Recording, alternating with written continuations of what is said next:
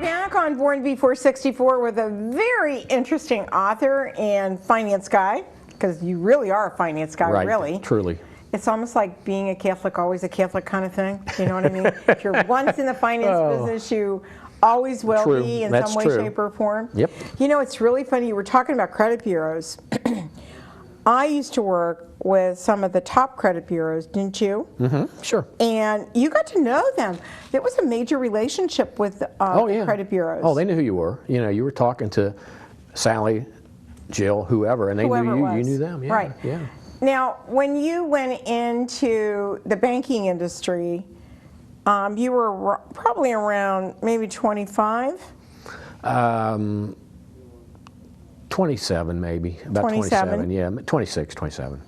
So, which was the first bank you went to? Well, I actually started at Eagle Savings Association. Oh, wow. Which was one of the largest savings and loans in Cincinnati. Right. Again, I was talking to banks.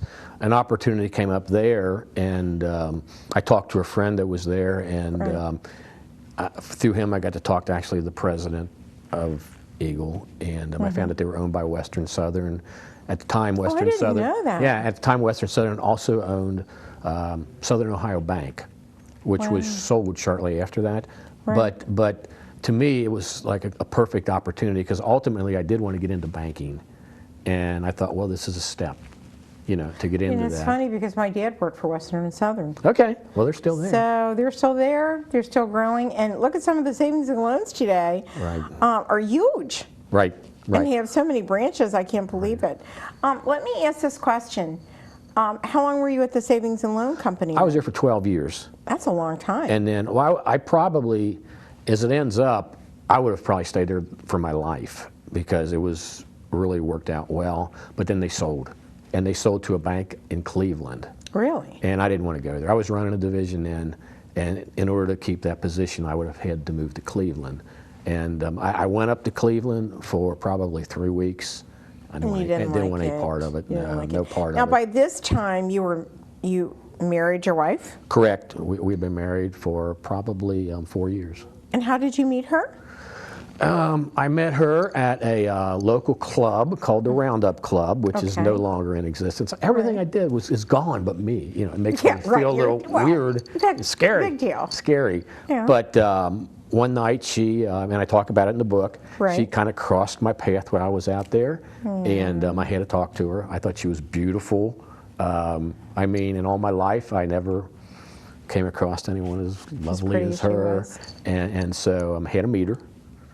And, you know, kind of, after I did, things kind of, nothing happened. I mean, we had a good conversation, but then nothing. You know, I mean, I didn't know where she was living, how to get in touch with her. Again, remember, everybody had landlines then, too. So how did you find her again? And I was working for the finance company. And at the time, then I was in the office in the Crew Tower. And she was a lab tech, and she worked for a company 1 floor below me. And you didn't know it? I had no idea. And one day, the door, my office door could see the hallway, and the door opened for the stairways, and out she walked. And she was taking some lab tests to a doctor down the hall. And you jumped out of your seat? Yeah, we looked at each other, and neither one of us knew, and it was like, oh my goodness. So I went out, we talked, we went to lunch, and the rest is history. Well, how long did it take you to ask her to marry you? I was probably ready after the first 3 or 4 days. But in reality, it took probably, I'd say we got married about 3.5 years later. That was long. It was a long time. Well, we broke up for a year. We dated for a year. Then we decided, well, we're going to go our separate ways. It just was, so we broke up for a year, then we got back together. And shortly after we got together, we got engaged. But we said, you know, we want to be engaged for a year, just because. Because you wanted to make sure. Yeah, yeah. And so. So then you had your children in succession? Well, yeah. My son came first, and then a year and a half later, the girls are twins that came. And that was it. And that was it. Yeah, that was it. And you really were very close family? I would say yes. Yeah, I believe we were as close as anyone could be. I mean. And did a lot of things together? We did just about everything together, yes. And then how long were you married to each other? 30 years. 30 years and a few months. And tell me something. When did you decide, both of you, that it was over? That's a really tough question to answer. Okay, I think that when the kids, we were so involved with the children, and when they went away to college, we sort of lost each other. I mean, there were just the two of us again, and when that happens, I think people either really get close or they are far apart. Do you think that, and it's funny because it'll be 46 years for me this year. This is my second husband. Okay.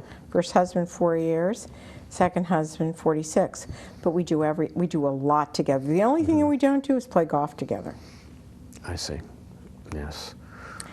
Do you think that if there was more romantic moments, if there were other things that you should have done, maybe? Right. Yeah. Sadly, and I found out later that some of the things that happened in our marriage were driven by me and my childhood, but at the time I had no idea.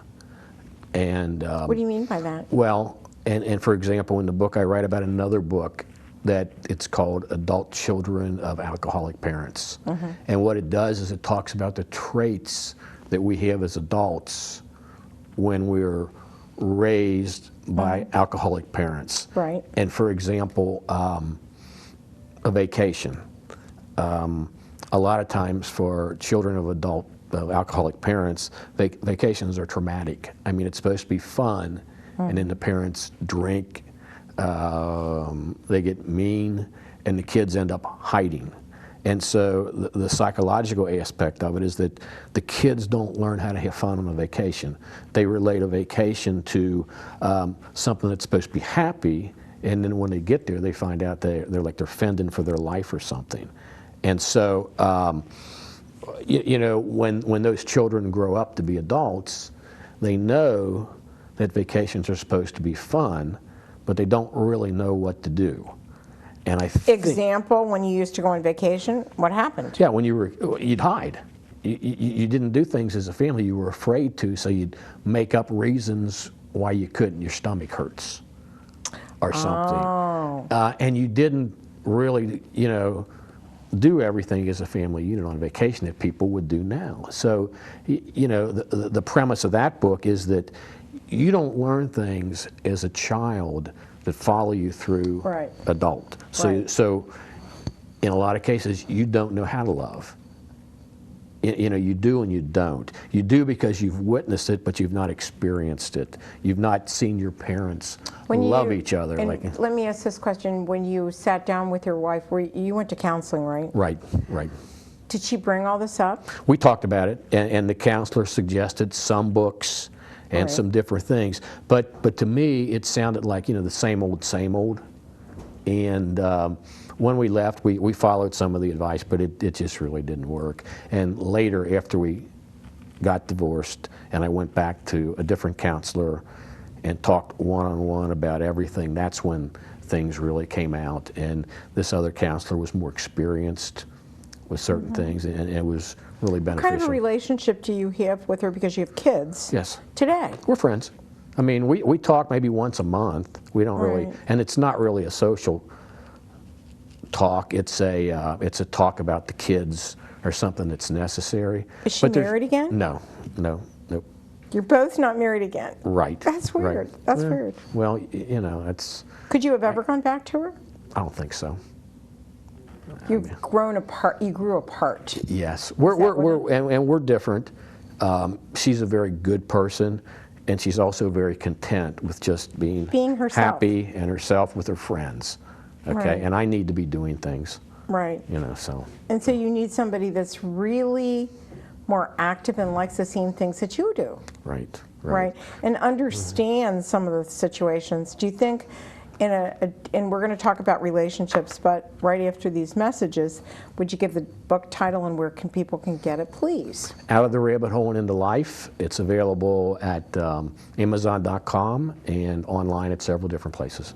And we'll be right back after these important messages. For more information on our show, check out our website at www.bornbefore64.com.